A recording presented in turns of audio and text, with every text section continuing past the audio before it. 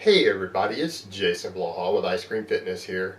Now, I know this has been a really eventful week, and I've got a lot of support for videos I put out this week, and I did get some hate, and some public figures have denounced me, and all sorts of crazy stuff.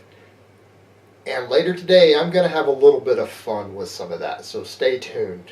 But kids, my motto is always education first, fun second. And so we need to get a good informative video out of the way first, before we have fun.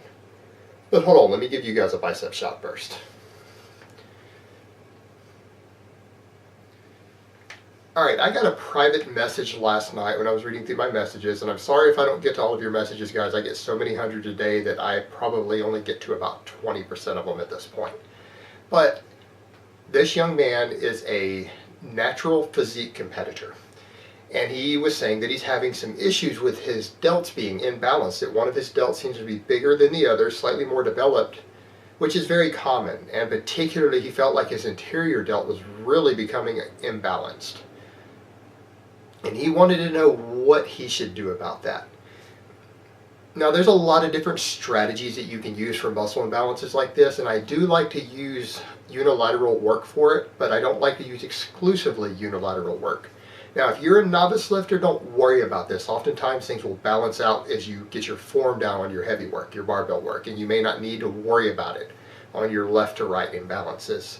One side of your body is slightly bigger than the other. Oftentimes it balances out.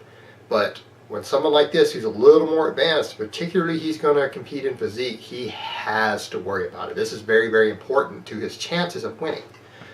So what I would recommend is that don't drop your heavy barbell work. If you use bench press regularly, or you use the military press regularly with a barbell, don't cut it out of your routine. Leave it first in your program on the days that you do it, ahead of the other things for the body part. But what I would recommend is make sure and video yourself if you need to. Have other people watch you to make sure that, first of all, your form is even on it, because people have a bad habit on different pressing motions of shifting under the weight to push it up. And it's because they're not tight enough, or they're pushing themselves to failure when they really don't need to be, when they need to just be focusing on progression. And it's oftentimes those grinder reps, people really shift under them, and it gets you into a bad habit of shifting on those lifts, and you don't want to get in that habit, because that can create muscle imbalances, because it loads different sides of the body different. So make sure that you're not doing that. Fix that first. And then what you want to do behind it, you're going to want to do unilateral work to balance these delts out. And I don't care whether it's your front raises, your overhead presses, you're going to want to add. At this point, I'm not a fan of the dumbbell overhead press, but for fixing a muscle imbalance, this is where lifts like this shine. Go ahead and start adding those back in. On your side raises, front raises, rear delt flies, whatever you happen to be doing, even face pulls, I want you to focus on doing this stuff unilateral, which means you don't do both at the same time. If you're going to do front raises, I want you to alternate on them. If you're going to do your side laterals, I want you to alternate. Don't do them at the same time if you have a muscle imbalance. And what I would recommend, and same on face pulls, you can even do band face pulls with one arm. Particularly if you're going to alternate them, which is fine, make sure that you lead with your weak side. So if you're going to do front raises, lead with the weak side and put more focus on it. I don't want you to do more reps per se, but what I would say is that if you're going to do a lateral raise, and take your weaker delt, lift with it first, and hold it at peak contraction just a split second longer.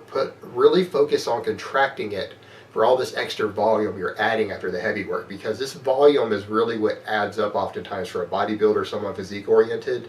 You get most of your size from your heavy work, but this little fine-tuning stuff is really what finalizes it, and you can really use to balance things back out.